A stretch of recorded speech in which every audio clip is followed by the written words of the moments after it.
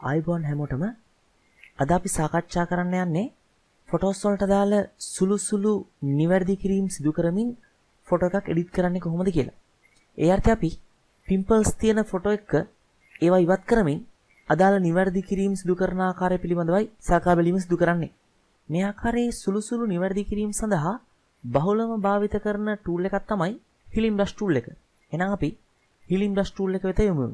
ඔබට පේනවා ඇති හිලින් බ්‍රෂ් ටූල් එකේ දකුණු පහළ කෙළවරේ කුඩා ත්‍රිකෝණයක අයිකන්යක් තියෙනවා. මේන් අදහස් වෙන්නේ මෙම ටූලේ තුල සැඟවුණු තවත් ටූල් සමූහයක් ඇතුළත් වෙලා තියෙනවා යන්න. එහෙනම් අපි ඒ ටූල් සමූහය විවෘත කරගන්න මේ ටූල් එක මත ක්ලික් කරගෙන සිටීම සිදු කරනවා. එවිට අපිට ඒ තුල ඇති අනෙකුත් ටූල් විවෘත වීම සිද්ධ වෙනවා. අද අපි සාකච්ඡා කරන්නේ ඇත්තරම මෙන්න මේ ස්පොට් හීලින් බ්‍රෂ් ටූල් එක සහ හීලින් බ්‍රෂ් ටූල් එක ගැන ටූල්ස් දෙක සම්බන්ධයෙන් පමණයි. මෙම ටූල්ස් වලට අදාළ settings අදාළ ටූලේ තෝරා ගැනීමෙන් පසුව මෙන්න මේ ඉහළින් ප්‍රදර්ශනය කිරීම කරනවා.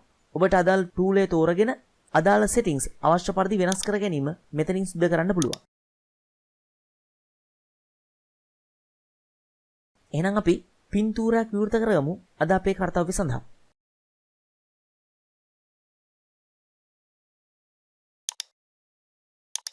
ඔබට පේනවා ඇති අප විවෘත කරගත්ත පින්තූරේ පිම්පල්ස් සමූහයක් තියෙනවා. මට අවශ්‍යයි මේ පිම්පල්ස් ඉවත් කරමින් මෙම් පින්තූරය අවශ්‍ය පරිදි නිවැරදි කිරීමකට ලක් කරගන්න. මම ප්‍රථමයෙන්ම කරන්නේ අලුතින් ලේයර් එකක් ඇතුළත් කරගන්නවා. යනවා මෙතන create new layer icon එක වෙත.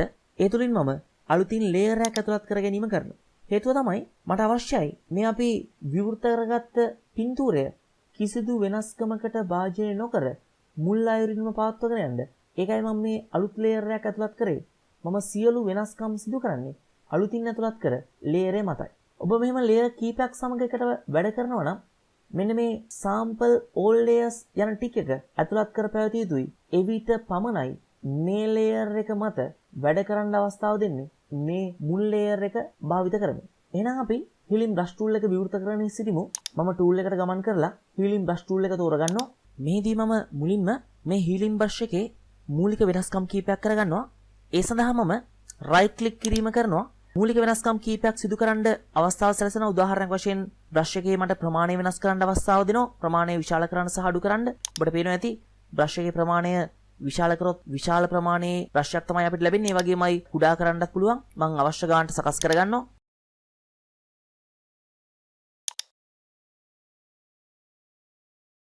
ඒ වගේම මේකේ hardness එක අවම මට්ටමක රඳවා ගන්න එක තමයි වඩාත්ම වැදගත්. ඒ නිසා මම hardness එකත් අවම මට්ටමක රඳවා තබා ගැනීමට කටයුතු කරනවා. මම healing brush tool එක භාවිත කරනවා නම් මට සිද්ධ වෙනවා මම සිදු කරන වෙනස සිදු කිරීමට යොදාගන්නේ මේ පින්තූරයේ කුමන ස්ථානයක්ද කියන එක හඳුන්වා දෙන්න. එහෙනම් මම මෙතන මේ පිම්පල් එක ඉවත් කරන්නයි යන්නේ. එහෙනම් මම කියනවා මේ පිම්පල් එක ඉවත් කිරීම සඳහා මෙන්න මේ ස්ථානය භාවිත කරන්නයි කියලා. මම මේ සඳහා කරන්නේ කීබෝඩ් එකේ alt key එක තද කරන එක. තද කරලා mouse එක එක්වරක් ක්ලික් කර අදාළ ස්ථානය හඳුන්වා දීම කරනවා. දැන් මම අදාළ පිම්පල් එක වෙත ගමන් කරලා ඒ මත ක්ලික් කරමින් ඒ ඉවත් කිරීමට කටයුතු කරනවා. මෙන්න මේ අයුරින් ඒ ඉවත් කිරීම කරන්න පුළුවන්. ඒ විදිහට මම තවත් ස්ථානයක් හඳුන්වා දෙන්නම්. මට ඕනේ මේ පිම්පල් එක ඉවත් කරන්න. මම ඒ සඳහා භාවිත කරන්න කියනවා මෙන්න මේ ස්ථානය alt යතුරු තද කරලා අවශ්‍ය ස්ථානය හඳුන්වා දීම කරනවා. ඊළඟට මෙන්න මේ ආකාරයෙන් ඒ අදාළ වෙනස්කම් සිදු කිරීමට ලක් කරනවා. දැන් අපි බලමු spot healing brush එක භාවිත කරමින් අදාළ වෙනස්කම් සිදු කරන ආකාරය.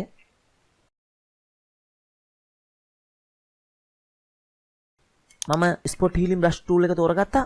ඇත්තටම මෙතනදී මේ spot healing brush tool එක අවට තියෙන පික්සල් සැලකිල්ලට ගනිමින් ස්වයංක්‍රීයවම නැත්නම් ඔටෝමැටිකලිම අවශ්‍ය වෙනස්කම් එයා සිදු කර ගැනීම කරනවා. ඔබ හැමතිස්සෙම වෙනස්කමක් සිදු කරද්දී වෙනස්කම දැන් ඔබට පේනවා ඇති මේ පින්තූරේ මේ හරිය හැම සහ මේ හරිය හැම අතර පොඩි වෙනසක් තියෙනවා. එහෙනම් මේ හරිය හැමේ ඩීටේල්ස් වැඩි නැත්නම් පොඩි ගුණාංග වැඩි ගතියක් පෙන්눔 කරනවා. ඒ නිසා මම ඒ හරියෙන් තමයි හැම විටම මේක ආරම්භ කිරීම සිදු කරන්නේ. මෙන්න මේ ආකාරය. එක් කුඩා ක්ලික් එකකින් මේ පහසුවෙන් ඉවත් කර ගැනීම කරන්න පුළුවන්. ඒ වගේමයි මෙතනදී තව දෙයක් කියන්න ඕනේ. ඔබ මේ settings වලදී proximity match යන්න තෝරගෙන තිබීම හෝ එහෙම නැත්නම් content aware කියන තෝරා ගැනීම සිදු කර තිබීම වැදගත් වෙනවා. අපි මේ පිම්පල් සමූහයත් ඉවත් කරගමු. මෙන්න මේ ආකාරයෙන් ඒ පිම්පල් සමූහයත් ඉවත් කර ගැනීම කරනවා. ඔබට පේනවා ඇති මේක මුල් තිබුණු අවස්ථාව තමයි මේ. ඒ පිම්පල්ස් ඉවත් කිරීමෙන් පස්සේ මෙන්න මේ ආකාරයෙන් මේක පෙන්눔 කරනවා. එහෙනම් තවත් වීඩියෝවක් සමගින් ඉදිරියේදී හමු වෙන බලාපොරොත්තු වෙන්න සමුගන්නවා.